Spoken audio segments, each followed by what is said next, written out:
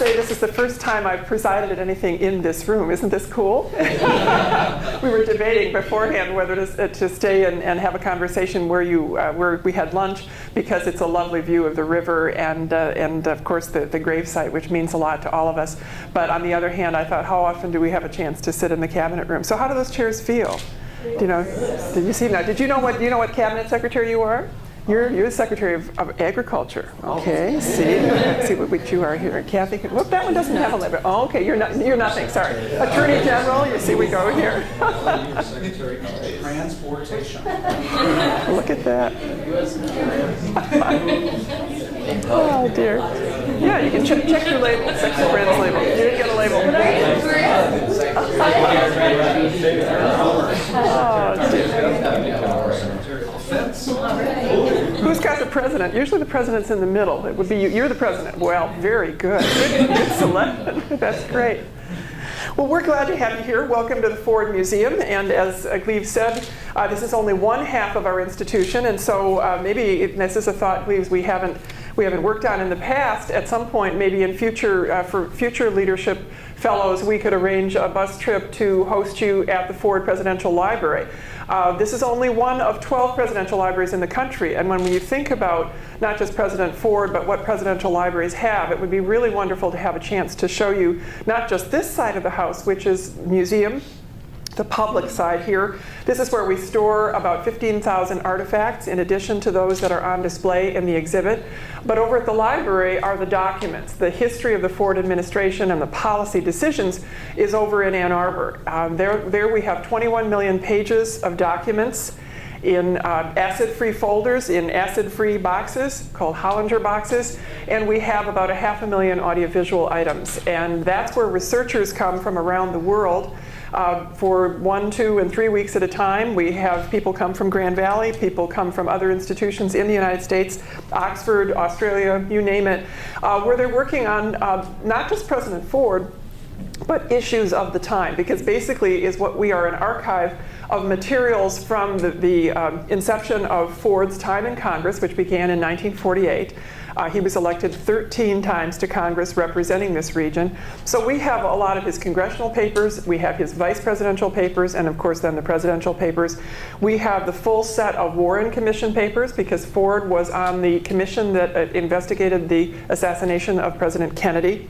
And so we have all of his notes and materials from that, as well as lots of personal things from the family. So at some point, it would be nice to have you come, and maybe Gleaves and I could collaborate on something where you could actually work with original documents from the administration, handling the then carbon copies. Think about tissue carbons. I mean, we're so used to photocopy machines and all of the other accoutrements of today that we have the original documents. And it's just a wonderful resource and a real way to get a feel for not just President Ford, but for a period of history pretty much from the late 40s, early 50s through his presidency, and then materials beyond.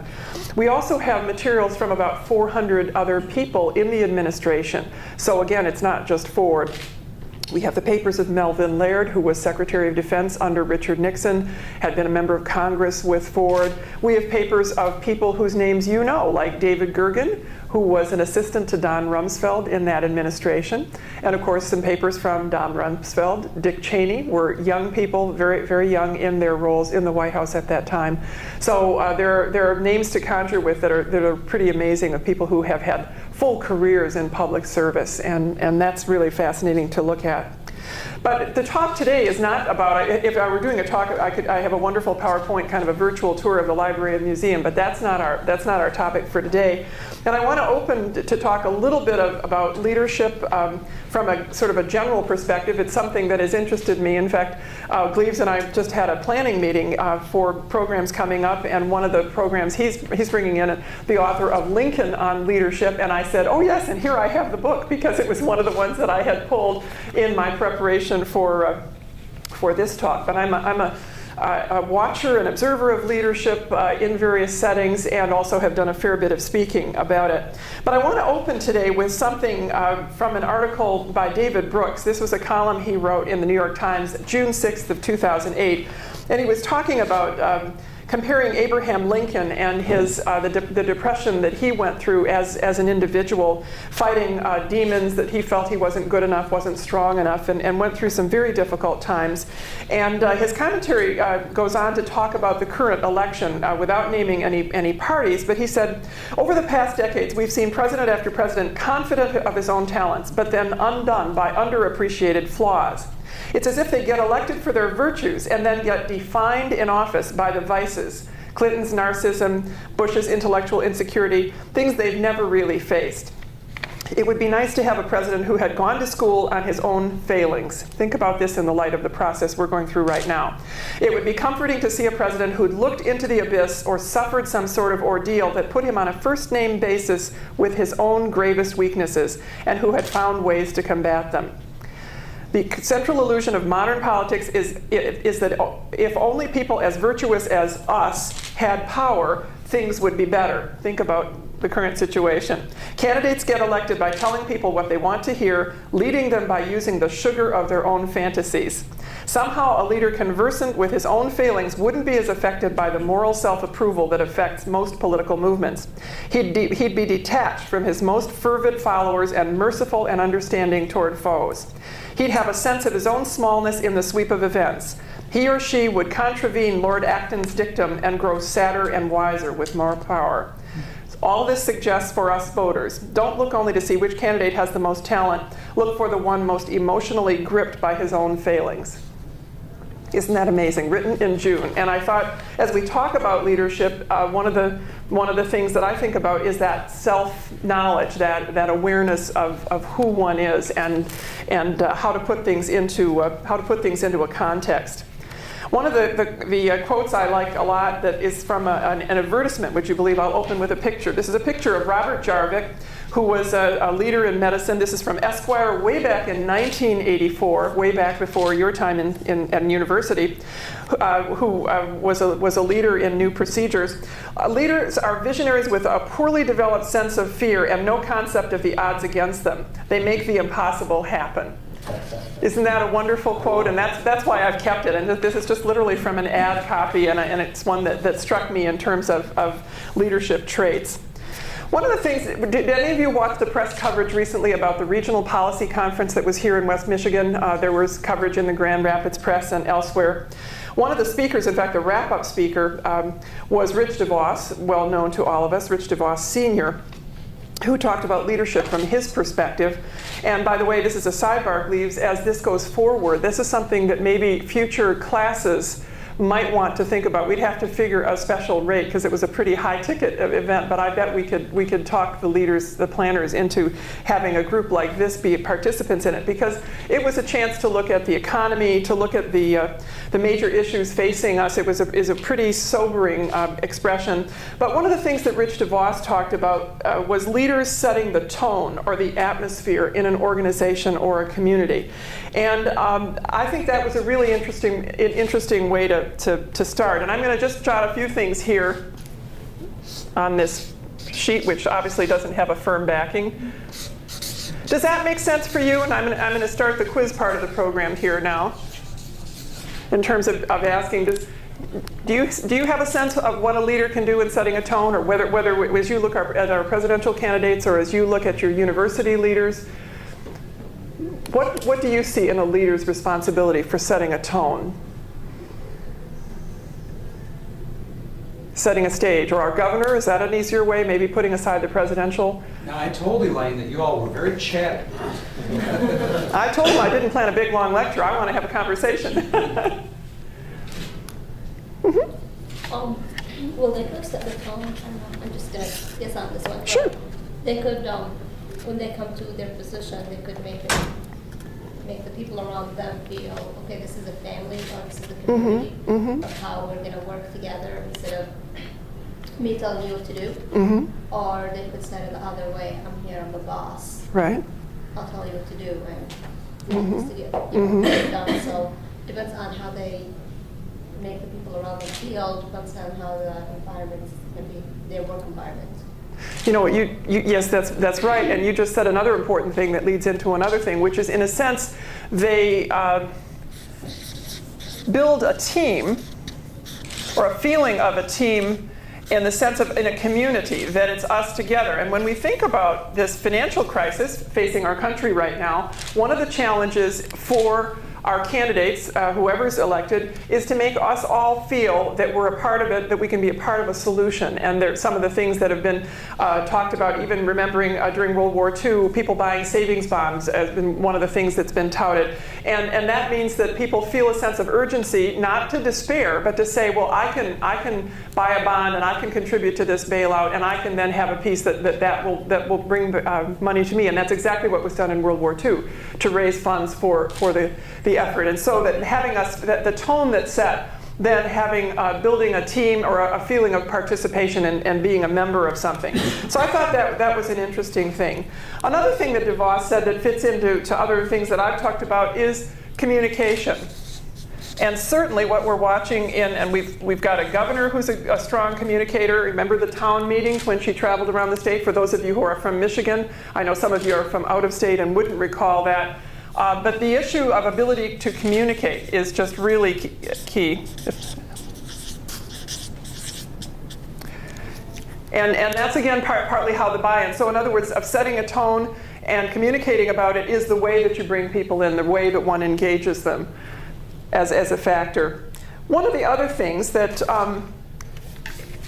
I've looked at the management and leadership issue, what a leader has to do, and that's certainly what we're dealing with now in this election campaign because of the financial situation facing us, is Warren Bennis calls this a competency of leadership, the management of attention. In other words, through that communication ability, you've got to get people's attention. And I would say that probably right now, they've got our attention. Wouldn't that be so? with the kind of situation. So I think that's actually helping the candidates in terms of we're all paying a lot more attention because we have a concern. But it's drawing people to us. And a part of that is, and what are we looking for? What would be the V word? What would be a V word that we're looking for? Vision, absolutely. And actually, going beyond that, what we're looking for is answers, or a solution, or a strategy, not to solve it overnight. And maybe some of that will start to come out in the next few weeks. This has all been happening very fast. But this applies in any kind of an organization, whether it's the president of your university who has to set a vision, set a tone, try to get people to buy in, communicate about that, get people to focus in terms of if it's a problem. The management of attention is a really important area. Do any of you know the boiled frog story? Do you know about the boiled frog? Frogs are very nice animals, I know, but one of the situations and the most famous example of this is the Chrysler bailout when Lee Iacocca was the leader of was the president of Chrysler. The story I've heard most often told when I was at the Michigan Business School, and Noel Tishy, one of the faculty, used to tell this to a lot of executive groups. Gleaves, do you know the boiled frog story? You mean with 1 degree at a time? Yeah, okay, all right, I figured you'd have to know this. At any rate, what it is that if a frog is put in a pot of water, and that pot of water is put on the stove, and the burner is lit, that water will gradually heat up, and the frog will tend to die right in the water because it doesn't sort of see what's happening. It's kind of warming up, and all of a sudden it's cooked, okay? The boiled frog phenomenon is that if you heat that water first, in other words, if you have a crisis, and in the case of Chrysler, it was failing, and then you throw that frog into that pot of boiling water, it jumps out, and it actually then survives because it got its attention really, really fast. And so that's one of the problems in terms of a lot of the corporate environment is when problems develop very slowly. And I would say for us, maybe even though some handwriting was on the wall about these economic issues, it was happening pretty gradually. And all of a sudden, our attention is gotten. All of a sudden, we're tracking on something that people had been talking about for a couple of years, but not doing anything about. And so that management of attention is an important thing. Another thing that Bennis talks about is the management of meaning.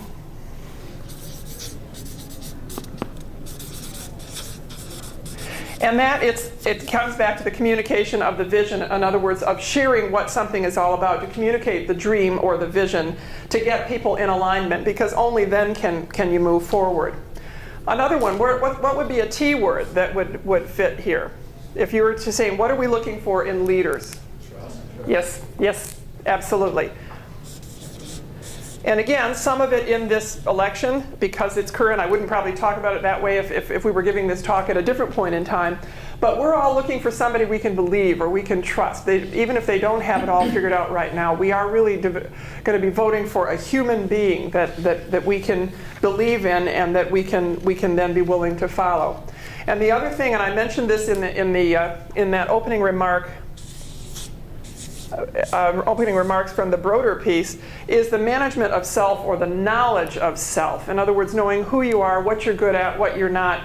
Because where some of our prior leaders in various settings get into trouble is because they don't really understand what they're good at or what they're not. So one of the things I pray for is a leader who can let go of things that he knows or she knows that are not as good at. What other kinds of things, if I were turning this to you in terms of what you want in leaders, why don't you fill in page 2? I think one quality would be temperament. Mm-hmm. If you're cool-headed or rash or calculated. Has to do with balance, has to do with bringing people together, has to do with not losing one's cool at a meeting, but also listening. In fact, that'd be another one I'd almost put down, an L word. What other kinds of things? Mm-hmm. Confidence. In self or building in others? You want to speak to that a little bit? Well, I mean, I don't think any of us are going to follow somebody who doesn't have confidence in themselves or in us. I mean, it has to be confidence in both. They have to be confident in what they're saying and what they're believing in and what they're planning on doing. So. Knowledgeable. Knowledgeable, aha, okay.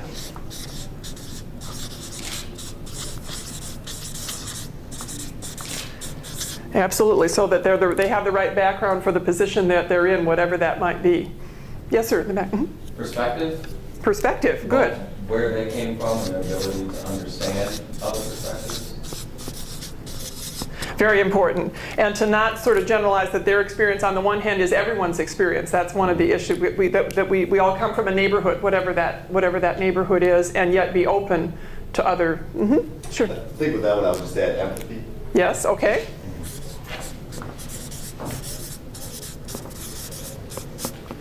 You know, one thing we could do at the end of this is we could actually have a candidate ranking by on all of these characteristics. This is a good panel. Yes, sir.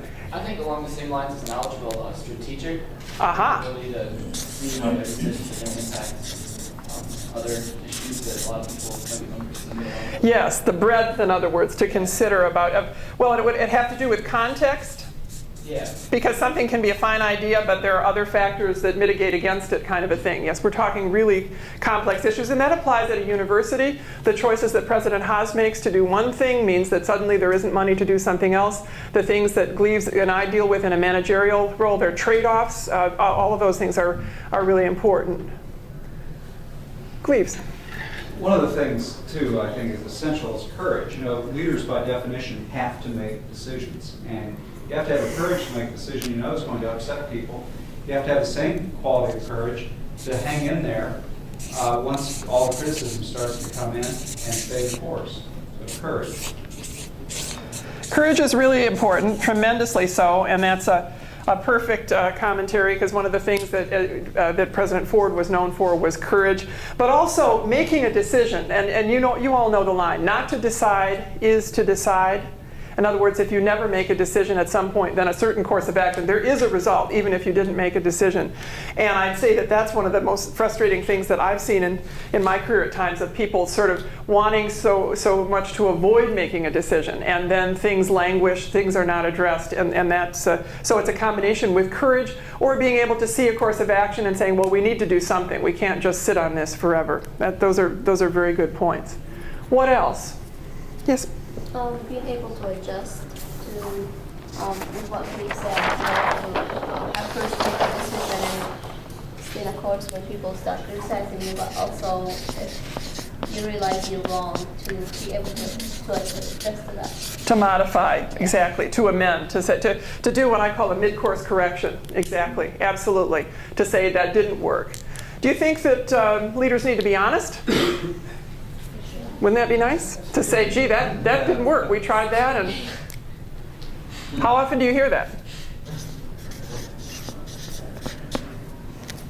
Collaborative. Sorry? Collaborative. Collaborative. Aha, good. Execution, the ability to follow through on that vision, but also to follow through on that vision. Amen. Now I know why you're all in this program. You don't need this program. You've got it. There was another hand. Yes, sir. I'd like to see vulnerability with their failings. I think just in the debate, the last question was, what do you not know and what are you going to do about it? And it was totally dodged, and it was pretty sanctimonious. I mean, Oh, yeah. a keen awareness of your shortcomings and advertising that in a humble fashion, maybe. They're totally terrified to do that, to admit anything. You're absolutely right. That's why, there were a number of issues both last night and throughout this whole series where something is just not addressed. You know, it's the classic, answering the question they want to answer or going to the talking point. But that's right, and I think that certainly, and this is interesting because we can go back through this and we can focus it a little bit on President Ford. This is an interesting list where we can sort of say which of these did he illustrate in what way. Other things, there must be some more. Yes? Desire to serve. Ah. And with that understanding, and that applies in any setting, desire to serve and understanding what that means, what it means to be of service, what it means, especially in the public sector, what the responsibilities are. In terms of, if any of you are from Southeast Michigan, recall the recent troubles we've had with the mayor of Detroit, the very difficult situation. And by the way, that's an interesting thing because I live, by the way, I should explain, because I can't live everywhere. So I live actually between Ann Arbor and Detroit. I live in Plymouth, and the Amway Grand Plaza is my second home, so I'm really lucky. But no matter where I lived on this job, I'd be commuting one way or the other. But the absence of headlines suddenly, now that Mayor Kilpatrick has stepped down, I'm kind of amazed because just for 8 months we went through every single day a headline. But that understanding of what service was, the vulnerability that one has in service, the fact that any of us in leadership positions are visible 24/7, and especially the higher the position, the more that is. So they have to desire and understand what it is to be a public servant, but then also understand the responsibilities that go with that. And that was just an awkward, terrible situation for all of us in the state. But we will recover. There was another hand, sir. Yes.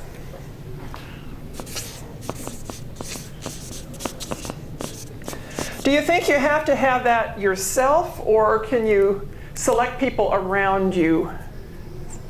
Well, I was sort of thinking about it in my previous statement with perspective. And if you understand that people come from different perspectives and you value those perspectives, you'll come up with different outcomes to solutions or problems that you've sort of been dealing with for a very long time. And immediately the first thing that came to mind was sort of hard power versus soft power.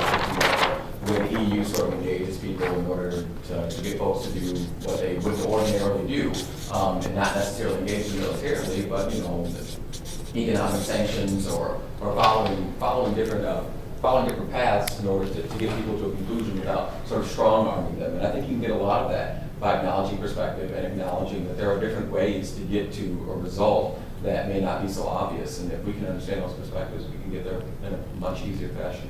That's very true. And the other thing I just added here with that is valuing differences and respecting differences of opinion. That we can, and in fact, this is to quote a Gerald Fordism, we can disagree without being disagreeable. And that's a very important thing that seems to have been lost in politics in recent times. That valuing of differences, that we can all be equally patriotic, we just have different solutions for resolving a situation. And that's an important thing to keep in mind. This is a pretty healthy list. Let me see. Where does ego fit in? Where is ego in terms of leadership? Good thing, bad thing? I think it puts leaders in the place to be leaders. I mean, any good leader has an ego. They feel that they're a leader and they feel that they're the best. So that puts them there. But then it should be checked at the door once they're in the position of power. The ego should influence any decisions. But I think it brings out the leader in you, but it shouldn't influence you. Well, it ties into what was said earlier about confidence. You have to have that to go forward. But on the other hand, I think that your comment is very appropriate. Know when to check it, or keeping it in balance. In other words, to not let the roaring, the adoring crowd change your view. You Well, I was going to tie it right back into confidence. You Oh, already did it. okay. Oh, sorry about that. Okay, that's good. Ability to delegate. Mm-hmm. Absolutely. And one of the things, if we brought you over to the library, that you would see is just what a complex operation the White House is, the decision making. And of course, it's probably 500 times more complicated now than it was. But the president gets all sorts of, it's amazing. The president gets lists of people to call on a given day. The talking points for those phone calls, individual discrete documents. It's amazing to me in terms of the manpower and woman power that has to be there to do that. The president getting decision points for a certain thing and then checking off approve, disapprove, or choosing option 1, 2, or 3, or whatever. All of these are documenting, but it's to sort of codify it, because then other people are going to carry out those decisions. And it's amazing. We think of the cabinet room holding all this power, but then every one of you, if you were a cabinet secretary, you would be controlling an agency of thousands and thousands of people and having to get those decisions out. And actually, one of the things I think about, and of course, in this election, but in other positions, is the executive experience of actually making a decision. And we have varying levels around the table and varying backgrounds. It's interesting in terms of now we have senators running. Other times there have been governors, in terms of Governor Carter arising, and certainly other governors around the country. But this issue of how to make things happen, because as I look at this election, and Cleves and I were talking about it a little bit over lunch, we're getting a lot of promises now and beliefs, and these are very sincerely held beliefs, whatever they might be. But in truth, whoever is elected will be able to accomplish what Congress passes.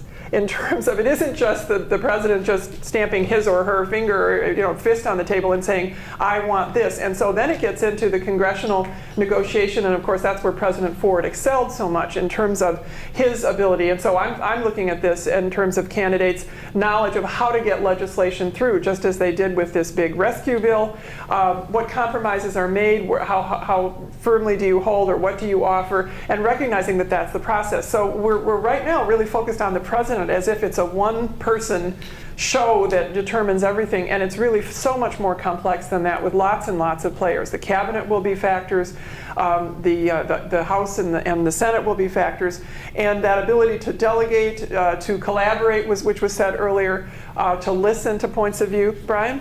I don't think anyone said intelligence. The ability to grapple with complex issues, to comprehend, to master. And that's different from just we had knowledge a little bit ago. And that's that's knowledge of a certain situation or whatever, but the raw intelligence to grasp concepts and then communicate them. Again, it's that ability to translate. You're absolutely right. And how about an understanding of people? Very good. An understanding of human nature in any size organization.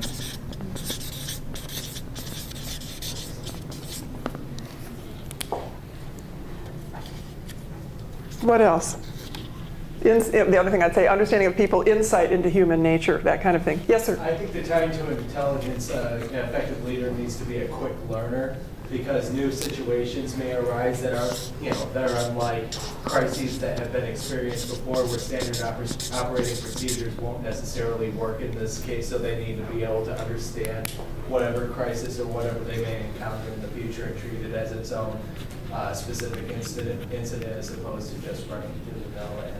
Well, in this financial situation is a case in point, that when these guys, especially the two presidential candidates, when they started running, the economy was, we would like it to be more thriving than it was. There were generic concerns about the economy, more from one party than the other, but nothing like this. And so all of a sudden, the entire agenda in the debates, they've been trying to ask, in each case, well, what will have to be put on the back burner?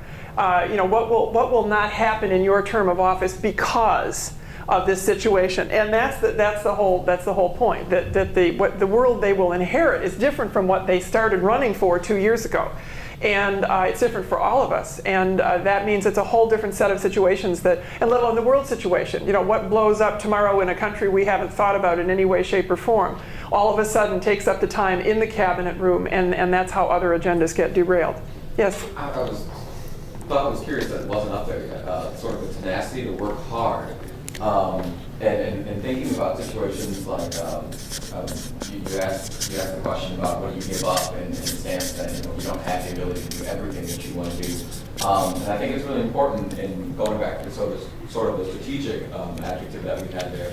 I don't understand, I guess I've never seen it, a strategic plan for the federal government. I mean, we do it in almost every single organization that you have. You know, what are our priorities? These are the things that we absolutely have to accomplish, and what are we investing in? Where do we want to be 10, 15, 20 years down the road? And, obviously we may have to make modifications given the current circumstances, but the strategic plan, I think, is so important because this sort of, pull the fire alarm and trust everything I say is sort of gotten us where we are now. So having a strategic plan and have something to base your values off of, I think, is so important. And I'd really like to see something like that come out of leadership, in almost every leadership position, especially in the White House. I can comment on that. That's a very good point, and it's tremendously difficult. When I joined the National Archives, and by the way, I should say that this is a federal facility, and I know at the University of Michigan there's a lot of misconception about that because I was on staff and faculty there. But the Ford Library is a part of the National Archives and Records Administration, and my boss is the Archivist of the United States, who's in Washington, and who's been here for maybe 90 minutes in my nearly 4 years on the job, and who's never been at the library at all in his time. But the archive, soon after I came, embarked on a strategic planning process. And I was lucky to be a facilitator to go to some of the other presidential libraries to sort of guide group discussions as they wanted this grassroots effort of what would come out. And then, of course, this was all massaged into a major document. And what we have are sort of all sorts of wonderful, what I'd say almost platitudinous things that are good in terms of management of regional archives, and we will make records available, and we will apply technology, and we will do all these things, and nothing provided financially to do any of those. And that's a common failure in many, many strategic planning processes. It never gets to that next stage. There's the strategy, but then the tactic, and again, the trade-off. What are you going to give up? What's not going to happen? And there's no willingness to wrestle with that. And so part of my reaction is, if it was that hard in an agency the size of the National Archives, which is small relative to some of the other cabinet positions that are represented around this table, it's daunting. But you're absolutely right in terms of where are we going. Maybe another way, and I think that there was some talk about that in last night's debate, of what are the 3 or 4 or 5 issues. That might be another way to get at it. I have to say that when McCain talked about a government freeze, you might not think, Gleaves was talking about the state budget. I'm hearing that and thinking the federal budget and saying, oh, good grief, then I'll never have the staff positions to do whatever. And so that kind of a draconian response, and President Ford dealt with one of that for a time as well. But it's a real challenge in terms of how do you get everybody on that same page. So your point's very well taken. Let me ask you about 2 others we haven't, nobody's mentioned. I find this interesting, or maybe it's a given. We talked about honesty. Integrity, is that the same as honesty, or is that different? Does that belong on this list? Integrity in leaders? Okay. And there's one more, well, there are many, many more. Nobody's mentioned charisma. Where does charisma fit in? Because we often think of that. Well, actually, there are 2 more I want to raise. Does charisma matter? Well, I think that it does, and this is a discussion that we had in one of my history class this semester, and it was that a lot of effective leaders have to walk a really thin line, and that is between being an extraordinary character, but also being one of the common people at the same time, and being able to connect with basically commoners and the general public, but there has to be that special quality about them that also puts them in the same league as other leaders and makes them, truly special and ready for the position, I suppose. You're absolutely right. You've got the world leaders, and then to use the phrase that we're all going to remember from this election, Joe Sixpack, right? the common people, the public. And it's a real challenge because everybody, and you could talk different candidates being told they need to connect with a certain audience. I mean, it's really scary. If any of us were doing this, it's really mind-boggling. But that aspect that we want them to be, we want them to have a cup of coffee with us in the local diner or share pancakes or whatever. But then we also want them to be able to negotiate on a world stage, and it's a tremendous challenge. And that's why that comment about from David Brooks about in terms of what we hear, what we believe, and then who is the real person is one of the factors. The other thing, I was thinking about something that's in Gleave's article, and I've got a couple of handouts for you, is the issue of personal presence. And when I saw that in the piece that Gleave's had written about President Ford, I was tickled with that because it's something I've actually given a talk. Oh, I can't remember. The title was something about leadership through personal presence and communication, but it was kind of a combination of some of these principles, but then also meeting management. But it was basically that in managing attention, part of the way you manage attention is you've got to get people to look at you, and you've got to have the bearing, the grace, the public persona, and so that presence is a part of it, and it ties in with self-confidence. But I thought it was interesting because it was something that Gleaves and I had never talked about, and then suddenly when I reread his piece, it was there. That's a pretty healthy list. What if we were to look back?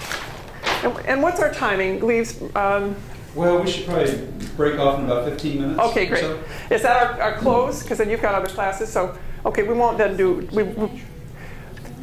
Let's talk about President Ford, and this is going to be the quickie quiz part of it a little bit in terms of what do you, and of course, first of all, how many of you are from Michigan? Initially, most of you, but not all. Okay. Are you from West Michigan, Grand Rapids, where you've heard a lot about President Ford, or because I know Grand Valley draws from around the state, including my neighborhood, and Oakland. It competes with Oakland University, where I used to be a dean. So, I used to go there. You went there. Okay. Which do you like better? Grand Valley. Good. Good answers. Don't mean to put you on the spot. Yes, I think, and I've talked to people here, I think Grand Valley's doing a lot of things really, really well. So I'm very happy at this institution thriving, and so I'm glad it's a good change for you. But yes, Grand Valley's competing very, very successfully.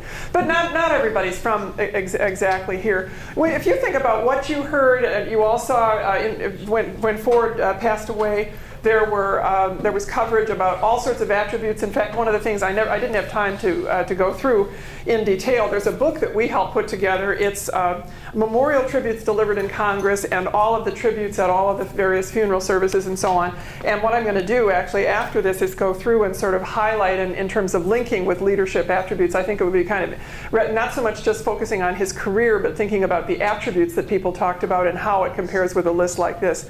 But if you were thinking about President Ford and what he stood for from your knowledge base, if you were thinking about his role on tone and atmosphere, let's see, how should we do this? We could give him a grade, or we could just pick out, let's give him a grade in terms of from A to E.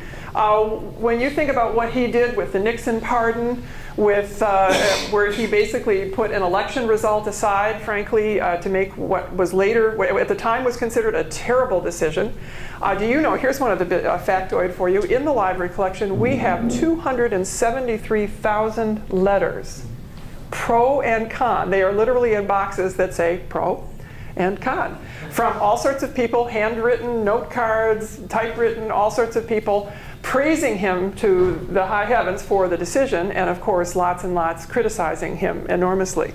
But what he did was to try to heal the country, and that his decision was that he had to put the Nixon situation behind him, or he couldn't go on to govern. So to that extent, I'll give the first grade for this. I would say that in terms of setting a tone or atmosphere, he turned off the Nixon tape machines. He brought in 5 White House photographers, all with top secret access, so that they were in meetings just like this when decisions were made about the Mayaguez incident or decisions were made about the fall of Saigon. They were there documenting, and we have all those we have that photographic evidence as well as the documents themselves. But he set a tone or an atmosphere of transparency, of openness, of healing. So if I were grading him, I guess I'd give him an A for that. What about building a team or a community? Do you have a sense of that? Where would you rank him on that? Seems like that would go along with the tone and the atmosphere too. If he's trying to bring people together, Okay. Just trying to build that community. So. Okay. On that, A I would minus? give them an A minus. Okay. Because there was some divisiveness too, or I don't think it was divisiveness, but it did drive, you know, you had pros and cons, two boxes. Yes. So he was trying to bring everybody together, but still at the same time, he was really alienating a certain part of the Absolutely. Could be now veterans and all. Absolutely. Absolutely. No question about it. How would you rate him on ability to communicate based on what you've seen?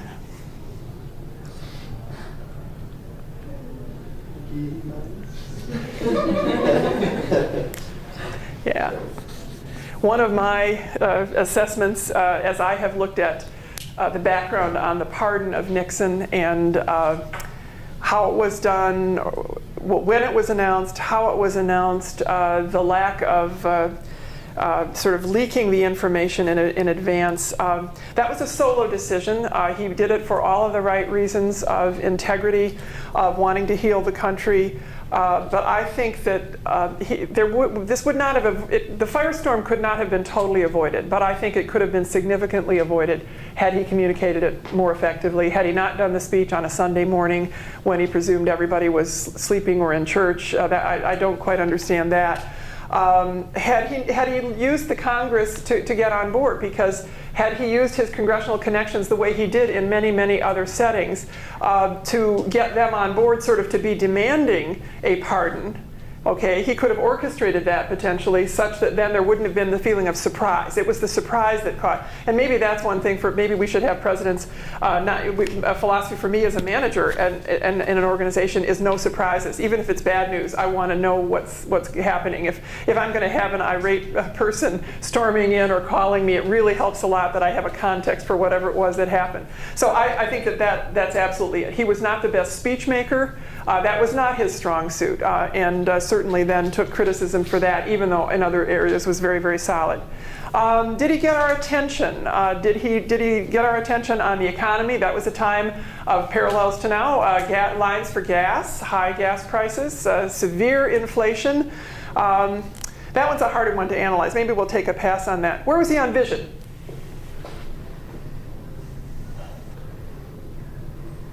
Vision for the country? Yes.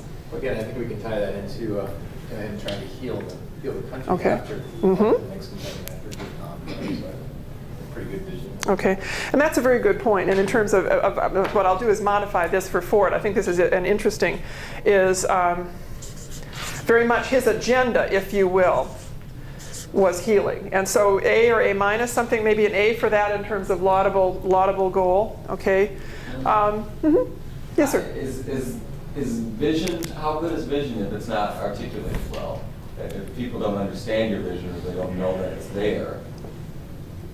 That's a really good question. I think I think they're separate. Vision, you can have a vision, but you're right. If they don't communicate it effectively, it doesn't go anywhere.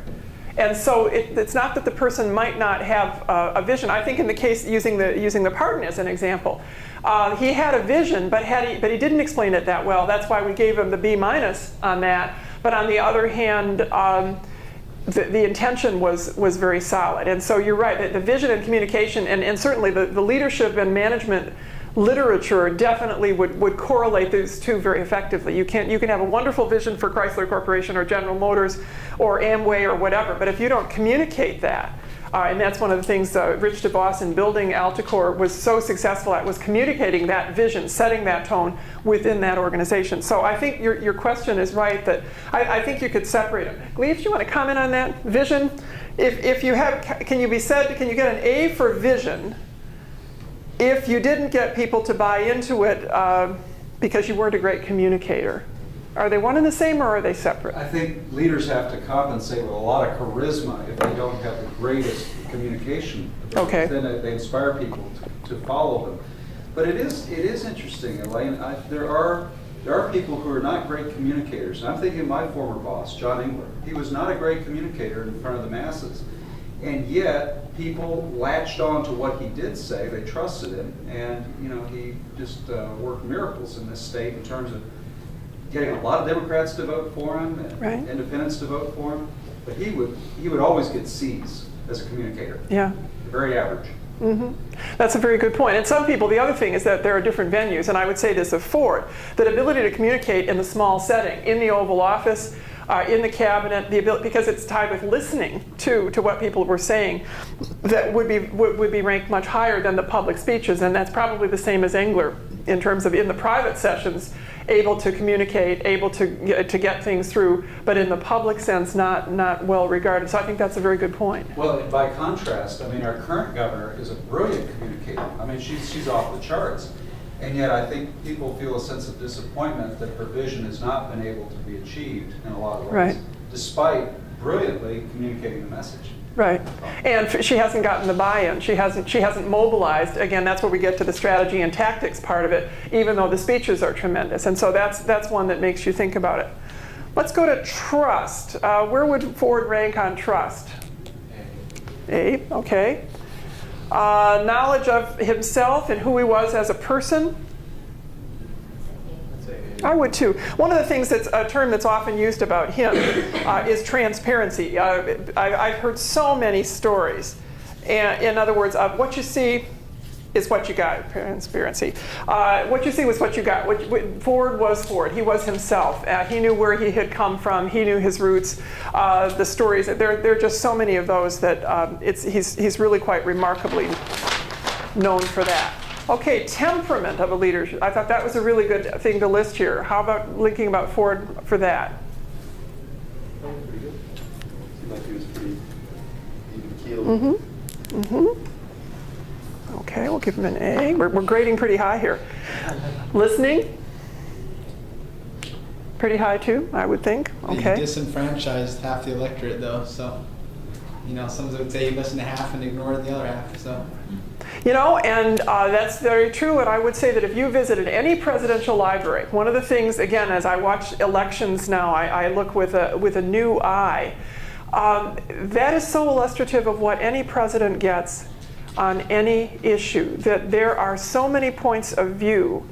And in fact, I'm actually in awe that any decisions get made in any rational way at all. One of the things we have are presidential daily diaries and calendars and so forth. Basically, as the day goes on, certain appointments are scheduled for a president, and then other things are filtered in. And there are secretaries filling in this document that becomes pages long from 6 in the morning till midnight or 2 in the morning, with all the people who called or who the president had to call, all the people who the president saw. And in the course of a day, they will go from lobbying a congressman about X to meeting with Elvis, as Nixon did for a photo op, to meeting with John Denver, as Ford did, with his son, with Sonny Bono, or whoever it is. These are filtered in, and they're 20 minutes here, 5 minutes here. You look at this, and in the end, we have all of those records. And then you look at it and you say, how do they make where is the time to think? Where is the time for cogent decision making on an issue? Because their days are so incredibly fragmented. So I'm actually incredibly sympathetic to the role, regardless of party, what they handle, and then how, you're right, in any decision, you're going to make 6 lobbyists mad because you pleased 6 lobbyists. You make the senator from Connecticut mad about this because you agreed with the senator from Montana on whatever it might be. So you're right, but that goes with the audience. The territory. Confidence. I'd give him an A. He felt ready to be president. He felt all 25 years in Congress. He knew the federal budget probably better than any president before or since. He was absolutely mind-boggling in terms of the confidence, and I would say in that respect, the knowledge. I mean, again, Governor Carter beat him by, 2% in that election in '76. Ford should have, by all accounts, in terms of his knowledge of the federal government and its structure, should have won.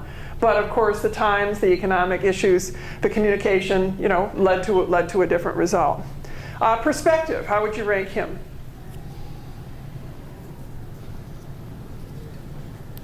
Valuing differences, having we talked about context, that actually ties with that as well.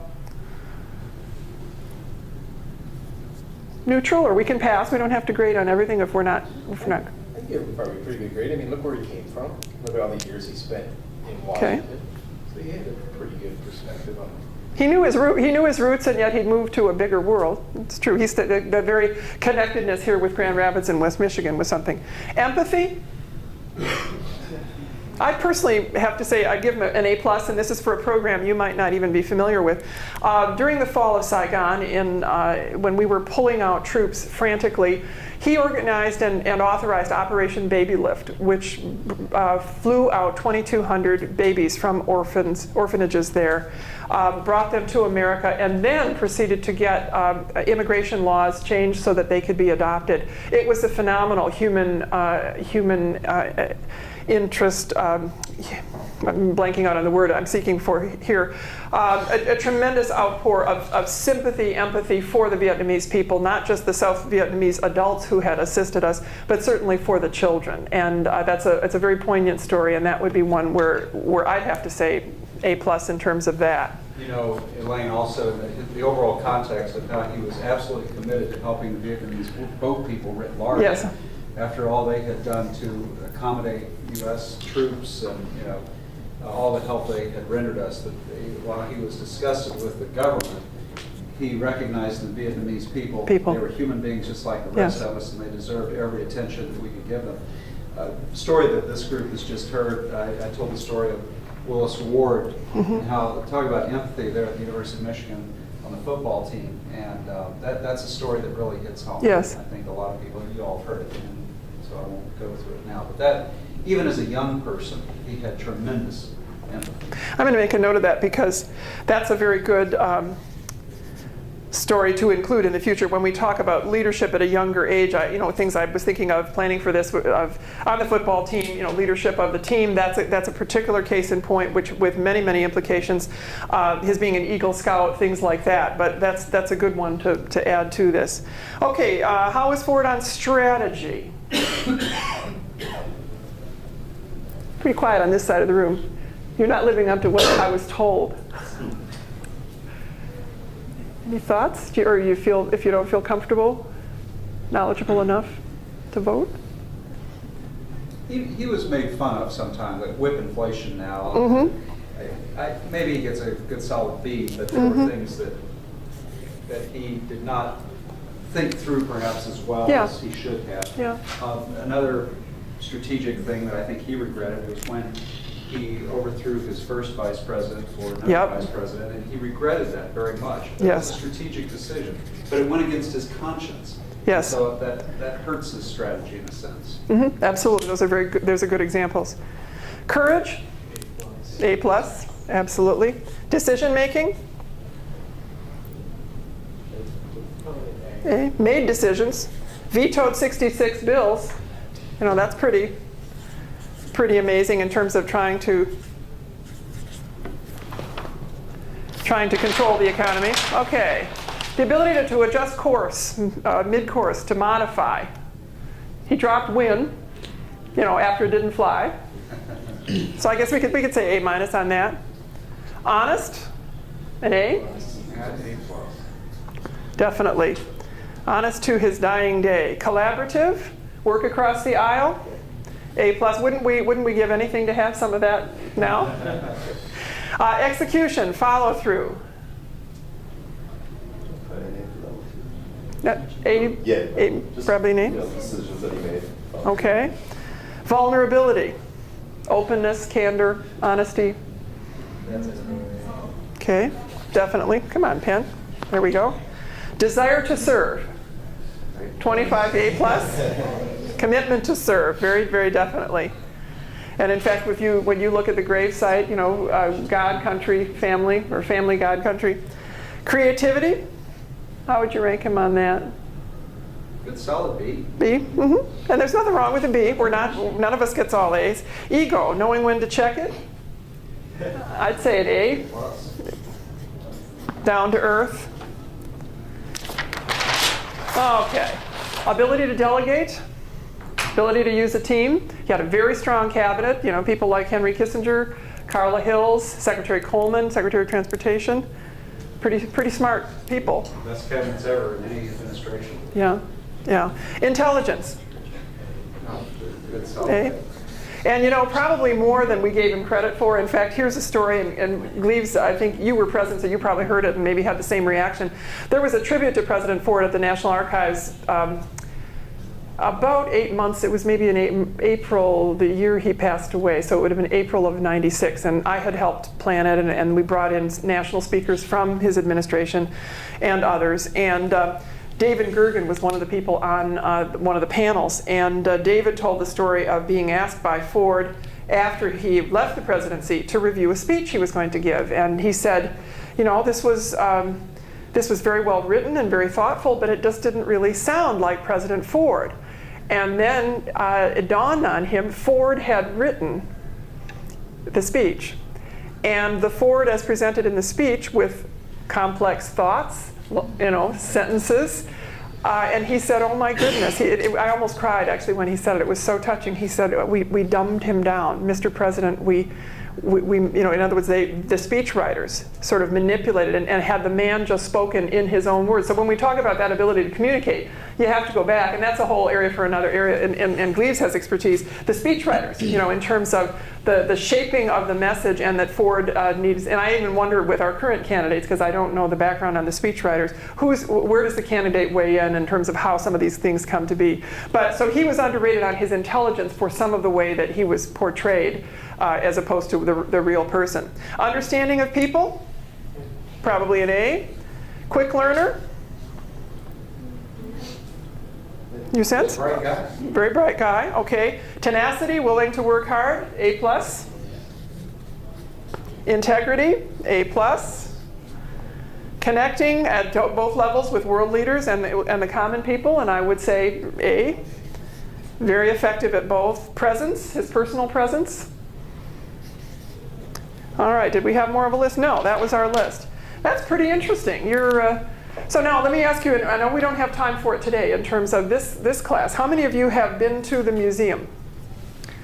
Okay, only part of the class. Okay, well, we're glad you're here for the rest of you for a first time.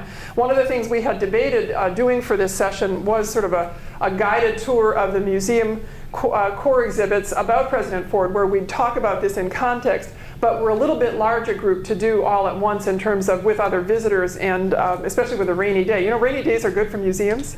People come in. Everybody in the museum business says that. So I see we've got a lot of traffic today. So I would like to, whether through Gleaves auspices, we would love to have the chance to have you visit anytime, number one, on your own, but to have you come as a group and to provide a guided tour, and we could also provide a behind-the-scenes sneak peek at things the public doesn't see. I think I know the right people to arrange that. Because that's a wonderful way to augment your experience on campus and your knowledge of Gerald Ford. He's a part of this community, but also thinking about the presidency and what the Howenstein Center does. You have a bird's eye view and a chance to look at a presidency in a way, but right here in your backyard. So with that, I'm going to turn things back over to Gleaves.